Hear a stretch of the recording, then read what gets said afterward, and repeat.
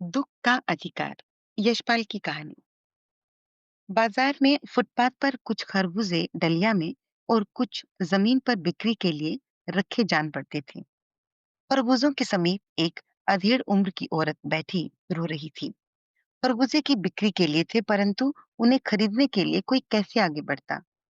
जो खरबूजों को बेचने वाली थी, वो तो कपड़े से मुंह छिपाए, सिर को घुटनों पर रखे फपक फपक कर रो रही थी। पड़ोस की दुकानों के तख्तों पर बैठे या बाजार में खड़े लोग घृणा से उस स्त्री के संबंध में बात कर रहे थे। जब उस स्त्री का रोना देखकर मन में एक व्यथा सी उठी, और उसके रोने का कारण जानने का उपाय क्या था। फुटपाथ पर उसके समीप बैठ सकने में मेरी पोशाक ही व्यवधान बनकर खड़ी हो गई। एक आदमी ने घृणा से एक तरफ थूकते हुए कहा, क्या जमाना है, जवान लड़के को मरे पूरा दिन नहीं बीता और ये बेहया दुकान लगा के बैठी है। दूसरे साहब अपनी दाढ़ी खुजाते हुए कह रहे थे, अरे जैसी नियत होती है, अल्लाह भी वैसी ही बरकत देता है। सामने के फुटपाथ पर खड़े एक आदमी ने दिया सलाई की तीली से कान खुजाते हुए कहा, अरे इन लोगों का क्या है, ये कमीने रोटी के टुकड़े पर जान देते हैं। इनके लिए बेटा बेटी खत्म, लुगाई धर्म ईमान सब रोटी का टुकड़ा है। परचून की दुकान पर बैठे लाला जी ने कहा, अरे भाई, उनके लिए मरे जिए का कोई मतलब ना हो, पर दूसरे धर्म के ईमान का तो ख्याल रखना चाहिए। जवान बेटे के मरने पर 13 दिन का सूतक होता है, और वो यहाँ सड़क पर बाजार में बैठकर खरबूजे बेच रही है। 1000 आदमी आते जाते हैं, कोई क्या जानता है कि इसके घर में सूतक है। कोई इसके खरबूजे खा ले तो उसका ईमान धर्म कैसा रहेगा। क्या ही अंधेर आ गया है। पास पड़ोस की दुकानों से पूछने पर पता लगा, उसका 23 बरस का बेटा, जो कि जवान था, घर में उसकी बहू और पोता पोती है। लेकिन उसका जो बेटा था, वो मर गया था। लड़का शहर के पास 1.5 बीघा जमीन में कचियारी करके परिवार का निर्वाह करता था।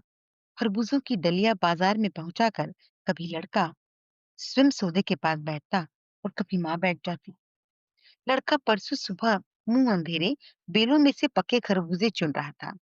गीली मेड़ की तरावट में विश्राम करते हुए एक सांप पर लड़के का पैर पड़ गया, और सांप ने लड़के को डस लिया। लड़के की बुढ़िया माँ बावली होकर ओझा को बुला लाई। झाड़ना फूकना हुआ, नागदेव की पूजा हुई। पूजा के लिए दान दक्षिणा चाहिए। घर में जो कुछ आटा और अनाज था, दान दक्षिणा में उठ गया। माँ, बहू और बच्चे भगवाना से लिपट लिपट कर रोए, पर भगवान जो एक दफे चुप हुआ तो फिर कुछ न बोला। सर्प के विष से उसका सब बदन काला पड़ गया था। जिंदा आदमी नंगा भी रह सकता है, परंतु मुर्दे को नंगा कैसे विदा किया जाए। उसके लिए तो बजाज की दुकान से नया कपड़ा लाना ही होगा, चाहे उसके लिए माँ के हाथों छन्नी कंगना ही क्यों न बिक जाए। भगवाना परलोक चला गया। घर में जो कुछ चूनी भूसी थी, सो उसे विदा करने में चली गई। बाप नहीं रहा तो क्या।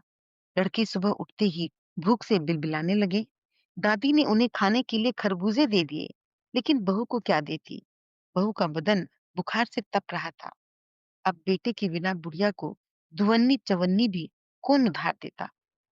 बुढ़िया रोते रोते, आंखें पोंछते पोंछते भगवाना के बटोरे हुए खरबूजे डलिया में समेटकर बाजार की ओर चली, और चारा भी क्या था।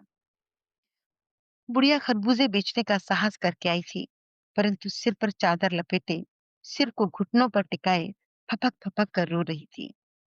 कल जिसका बेटा चल बसा हो, आज वो बाजार में सौदा बेचने चली आई है। हाय रे पत्थर दिल।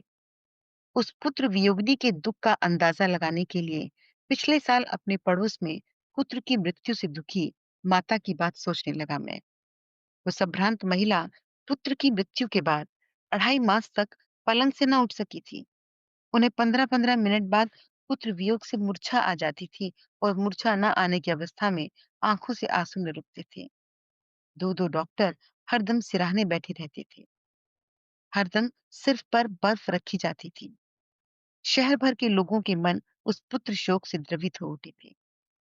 जब मन को सूझ का रास्ता नहीं मिलता, तो बेचैनी से कदम तेज हो जाते हैं। उसी हालत में नाक ऊपर उठाए, राह चलतों से ठोकरें खाता मैं चला जा रहा था।